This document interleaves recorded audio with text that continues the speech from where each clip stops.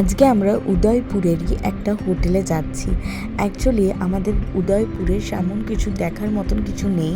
City palace ছিল, but city প্যালেসে তোমরা চাইলে যেতে পারো, ওখানেও খুব সুন্দর সুন্দর দেখার জিনিস। বাট আমরা যেহেতু আমিট ফোর্ট দেখেই এসেছিলাম, তাই আমরা নতুন করে সিটি প্যালেসে ঢুকে কিছু এক্সপ্লোর করিনি। আমরা সোজা এখানে এই হোটেলটাতে এসেছিলাম।